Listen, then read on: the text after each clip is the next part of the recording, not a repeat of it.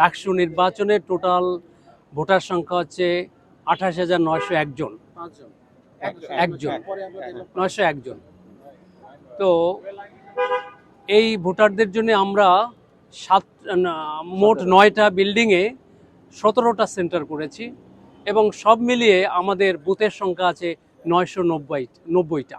সুতরাং আমি মনে করি এটা যথেষ্ট সংখ্যক বুথ করেছি এবং আমাদের যারা ভোটার তাদেরকে দাঁড়িয়ে থাকতে হবে না, খুব সুন্দরভাবে।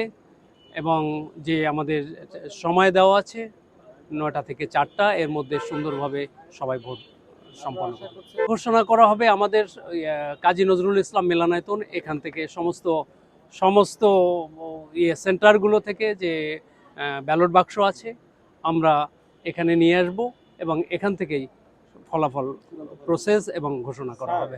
গণনাটা অবশ্যই গণনাটা লাইভ টেলিকাস্ট হবে, দেখানো হবে, একদম স্মুথলি হবে।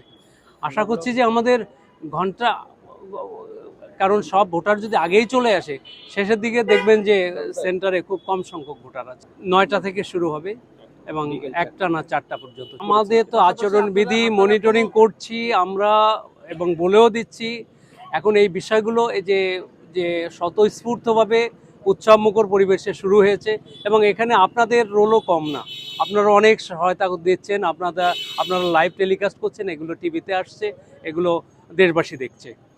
তারপরে কিছু বিষয় আছে এগুলো আসলে সবসময় কোনো একটা প্রার্থী কিছু ছাত্রদের বসে চা খাওয়ালো, তাদের বন্ধুদের চা হলো, এটাতে মিডিয়াতে আসার কথা নেই, এগুলো তাদের ব্যক্তিগত বিষয়। এবং এখানে আমাদের এই শিক্ষার্থীরা এদের তো আলাদা কোনো ইনকাম সোর্স নেই। সুতরাং এরা যেভাবে করছে ওদের লিমিটেশনের মধ্যে, বাসা থেকে যে খরচ দেয় তা থেকেই করছে।